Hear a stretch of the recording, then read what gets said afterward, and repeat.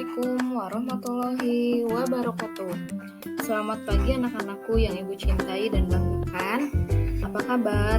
Semoga selalu sehat dimanapun kalian berada. Oke anak-anak, bertemu kembali dengan mata pelajaran kepariwisataan bersama Ibu Hani. Nah, untuk pertemuan hari ini kita sudah masuk ke kompetensi dasar baru, yaitu perjalanan wisata. Untuk kompetensi dasarnya, yang pertama adalah memahami motivasi tujuan perjalanan, karakteristik wisatawan, dan pola pengeluaran wisatawan. Lalu 4.2, mengklasifikasi motivasi tujuan, karakteristik wisatawan, dan pola pengeluaran wisatawan. Baiklah anak-anak, coba kalian amati gambar di samping. Nah, setelah mengamati, menurut kalian apa yang membedakan antara perjalanan umum dan perjalanan wisata?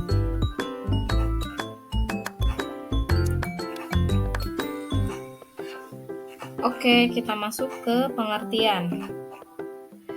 Pengertian dari perjalanan wisata yaitu suatu perjalanan keliling selama 1 hari atau lebih yang dilakukan sendiri maupun diatur oleh Biro Perjalanan Umum.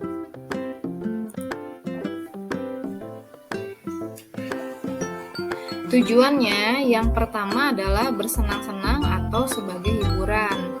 Ini sudah tentu ya, ketika kita melakukan perjalanan wisata, otomatis kita akan merasa bahagia. Lalu yang kedua, mempunyai tujuan keagamaan atau religi. Ini biasanya dilakukan oleh orang-orang yang sudah berumur. Biasanya umurnya antara 50 tahun ke atas. Ini contohnya seperti ziarah ke makam sunan atau ke makam kiai gitu. Lalu yang ketiga, sebagai ajang penelitian dan ilmu pengetahuan. Ini biasanya dilakukan oleh dinas-dinas atau instansi terkait. Nah, lalu sebagai destinasi olahraga. Mungkin kalian ada yang senang berenang, ada yang senang berselancar. Nah, ini jadi sebagai tujuan ya dari sebuah perjalanan wisata. Lalu ada kesehatan atau pengobatan yang biasa disebut dengan health tourism.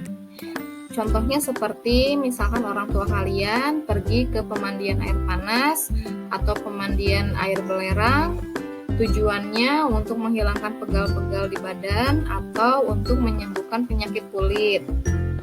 Lalu ada tujuan bisnis atau pengembangan usaha. Misalkan nanti kalian setelah lulus, kalian punya usaha oleh-oleh. Lalu kalian pergi ke daerah sekitar Magetan, bertujuan untuk wisata sekalian untuk mengenalkan produk kalian, gitu ya. Lalu yang terakhir adalah mengembangkan minat khusus. Minat khusus di sini seperti arung jeram, lalu panjat tebing, lalu berselancar. Tadi juga bisa masuk ke minat khusus. Nah, lalu masuk ke ciri-ciri dari perjalanan wisata. Nah, perjalanan wisata itu bisa dikatakan sebuah perjalanan wisata apabila yang pertama, perjalanannya dilengkapi dengan mengunjungi objek atau atraksi wisata. Jika kalian hanya lewat, ya hanya sekedar melewat saja, itu namanya bukan perjalanan wisata, tapi hanya perjalanan umum. Lalu yang kedua, perjalanan diadakan dalam keadaan santai, jadi tidak buru-buru ya. Kalau kalian hanya untuk singgah saja, untuk sekedar mengisi bensin, itu namanya bukan perjalanan wisata, tapi hanya perjalanan umum. Lalu suatu perjalanan dikeliling dan kembali ke tempat asal, jadi tidak menetap di tempat wisata yang kalian kunjungi. Contohnya kalian ingin berwisata ke Jogja misalkan ya, tapi kalian setelah berwisata ingin menetap di sana. Nah, itu namanya bukan perjalanan wisata tapi pindah tempat tinggal. Lalu tidak bertujuan untuk mencari nafkah ya. Jadi ke tempat wisata itu benar-benar pure untuk melaksanakan wisata. Dan yang terakhir, peserta perjalanan tinggal sementara waktu ya. Bisa setengah hari, bisa 1 hari, bisa 3 hari, 1 minggu gitu ya. Jadi tidak hanya numpang lewat aja. Nah, lalu ada motivasi diadakannya perjalanan wisata. Yang pertama untuk berkeliling atau berjalan-jalan. Dengan berkeliling atau berjalan-jalan, ini adanya keinginan dari wisatawan untuk melihat hal-hal baru di tempat lain. Ini contohnya seperti di Magetan tidak ada pantai ya. Nah, kalian ingin melihat laut nih, bagaimana bentuknya laut, bagaimana pasir, bagaimana pantai itu gitu ya. Jadi kalian memutuskan untuk wisata ke daerah Pacitan atau Trenggalek gitu ya. Jadi melihat hal baru yang tidak ada di tempat asal kalian. Lalu yang kedua, menikmati musim panas. Ini biasanya dilakukan oleh turis-turis dari negara subtropis yang punya 4 musim ya. Nah, biasanya di negara subtropis, mataharinya itu tidak sehangat negara tropis. Negara tropis itu seperti Indonesia, Malaysia, Singapura, gitu ya. Nah, biasanya turis-turis asing itu saat di sana sedang winter atau sedang musim dingin, itu mereka melakukan perjalanan ke daerah yang lebih hangat. Jadi sekedar hanya untuk berjemur atau untuk menikmati pantai, misalnya seperti itu ya. Lalu yang ketiga ada motivasi badani. Nah, ini tujuannya dilakukan untuk melepas lelah dari rutinitas sehari-hari.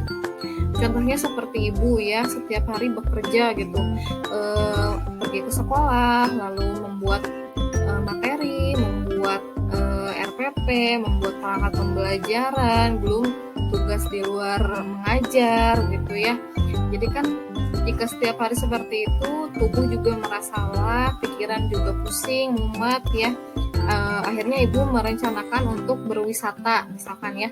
Ibu mau berwisata ke Jogja misalkan. Nah, itu salah satu motivasi dari badani.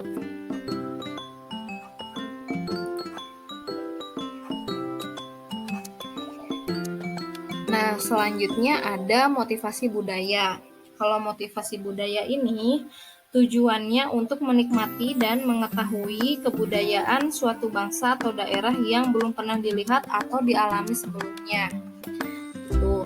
Jadi misalkan kalian pergi ke Bali untuk melihat tari kecak, misalkan ya kan tari kecak hanya ada di Bali. Jadi kalian di sana melihat hal baru, oh ternyata tari kecak itu seperti ini, oh begini suasananya, gitu ya. Lalu ada motivasi antar pribadi.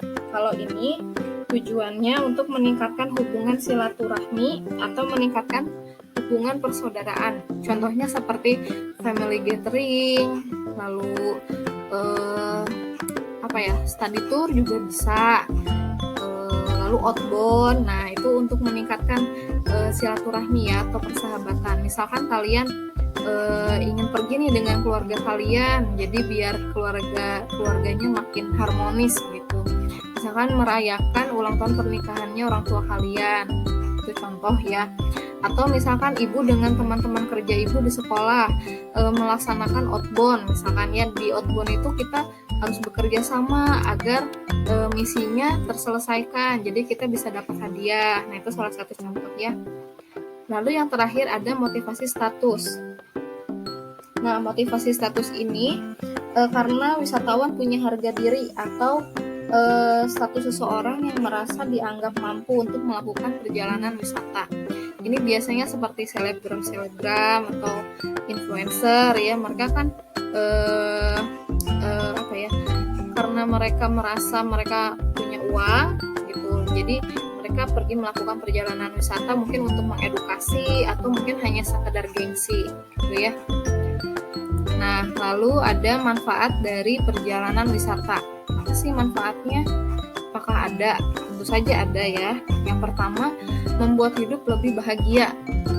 Mungkin kalian pernah merasakan sendiri ya, setelah kalian berwisata ke tempat mana gitu, kalian menjadi lebih happy gitu, jadi lebih bahagia. Oh, ternyata asik ya berwisata di Pacitan misalkan. Oh, ternyata begini ya wisata di Jogja gitu. Lalu yang kedua, mengembangkan wawasan.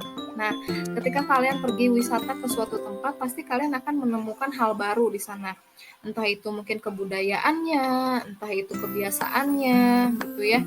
Nah, mungkin ketika kalian pergi ke Bali, kalian akan melihat kalau di jalan-jalan itu atau di depan rumah itu banyak yang meletakkan sesajen gitu. Kalau di kita kan itu aneh ya, wah itu aneh, mungkin ada hantunya atau bagaimana. Tapi tidak, mereka itu meletakkan sesajen itu ya untuk persembahan, untuk ibadah mereka gitu. Jadi jangan kita usik, jangan kita celah gitu, tapi ya kita hormati gitu ya. Terus mungkin kalian ketika pergi ke Jogja misalkan ya, ternyata tidak boleh buang sampah sembarangan. Nah, kalian juga jadi menambah wawasan kalian, ternyata di tempat wisata itu tidak semua boleh buang sampah sembarangan gitu ya. Malah mungkin kalian harus selalu senantiasa menjaga ketika pergi kemanapun itu untuk tidak buang sampah sembarangan. Terus menjaga perkataan ya, sopan santun, jangan sampai bicara kasar ketika kalian sedang berwisata. Jadi hormatilah adat kebudayaan di tempat kalian berwisata gitu. Lalu yang ketiga ada regenerasi fisik dan mental ya. Jadi setelah kalian berwisata, mungkin yang tadinya lelah, yang tadinya stres, yang tadinya pusing, ketika sudah melakukan wisata jadi lebih segar gitu, badannya jadi lebih fresh, otak juga jadi lebih ringan untuk berpikir begitu ya. Jadi sebenarnya ada regenerasi fisik dan mental di situ. Lalu yang terakhir adalah wahana untuk mendapatkan kebebasan. Seperti saya ya, bekerja setiap hari, membuat materi, membuat perangkat pembelajaran, itu kan memakan waktu ya, dan tidak bisa selesai satu hari. Nah, ketika melakukan wisata, otomatis pekerjaan-pekerjaan yang banyak itu bisa saya lupakan sejenak gitu ya. Jadi saya lebih bebas ketika berwisata, lebih bebas. Jadi tidak fokus ke pekerjaan, tapi kita fokus untuk membahagiakan diri kita sendiri. Nah, lalu ada faktor yang mempengaruhi dari perjalanan wisata itu sendiri. Yang pertama adalah profil wisatawannya. Nah, profil wisatawannya itu dapat dikelompokkan jadi dua model.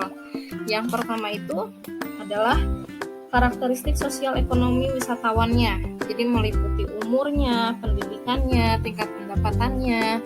Kalau tingkat pendapatannya menengah ke atas ya mungkin bisa berwisata kapanpun dia mau ya. Tapi ketika pendapatannya menengah ke bawah, mungkin hanya bisa dilakukan sebulan sekali atau satu tahun sekali, 3 bulan sekali gitu ya. Lalu karakteristik tingkah laku, jadi meliputi motivasinya, sikapnya, dan keinginan dari wisatawan ya. Ada wisatawan yang dia mendedikasikan dirinya untuk pergi wisata seumur hidupnya, itu ada ya. Jadi dia bepergian dari suatu negara ke negara lain, suatu daerah ke daerah lain. Jadi dia itu hanya untuk menambah wawasannya gitu. Lalu dia akhirnya menulis biografi, misalkan ya, menulis buku gitu.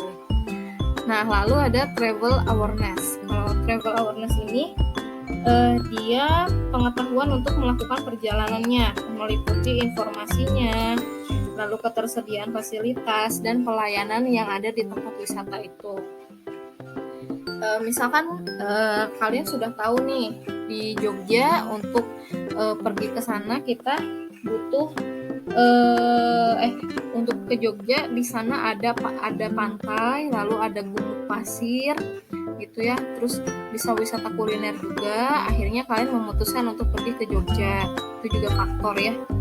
Lalu karakteristik perjalanannya meliputi jarak, waktu, dan juga biaya yang dikeluarkan.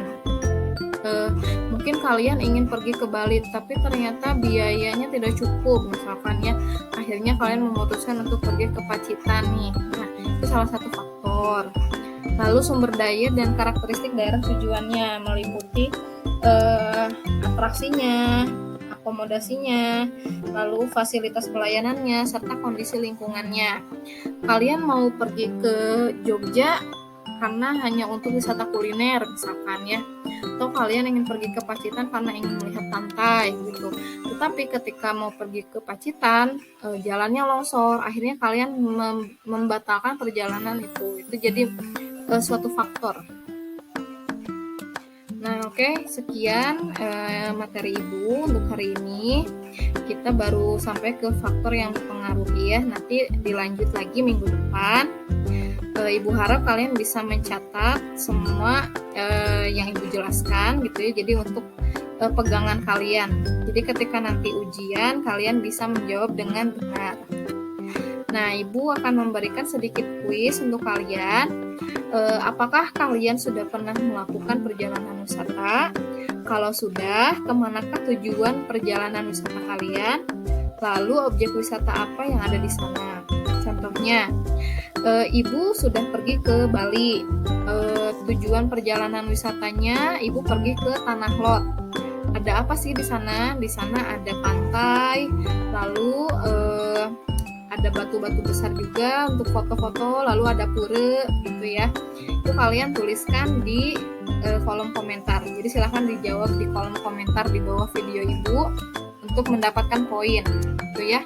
Jadi kumpulkanlah poin sebanyak mungkin. Jadi kalian bisa mendapat nilai yang maksimal.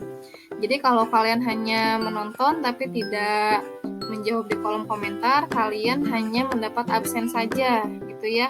Itu juga jika kalian mengisi absen, jika tidak ya tidak dianggap hadir dalam pembelajaran. Oleh karena itu maksimalkan pembelajaran hari ini ya. Jadi jangan sampai kalian leha-leha, ayo terus semangat dalam belajar meskipun sedang masa pandemi dan banyak keterbatasan gitu ya. Lalu quotes of the day.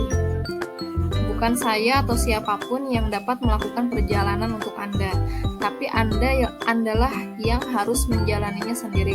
Walt Whitman, gitu ya. Berkaitan dengan tadi, jadi yang menjalani pembelajaran itu adalah kalian, yang membutuhkan nilai itu adalah kalian, ya. Yang akhirnya mendapatkan manfaat juga kalian, bukan saya. Maka dari itu, ayo motivasinya untuk terus ditingkatkan dalam belajar ya, tetap semangat dan juga maksimal dalam menjalani pembelajaran. Itu ya. Oke, sekian untuk pembelajaran hari ini. Thanks for watching. Jangan lupa untuk like, subscribe, dan komen ya. Yang subscribe wajib ya, tolong bantu Ibu biar Ibu lebih semangat untuk membuat konten pembelajaran yang lebih menarik. Itu ya, mohon maaf apabila ada kesalahan. Terima kasih. Wassalamualaikum warahmatullahi wabarakatuh.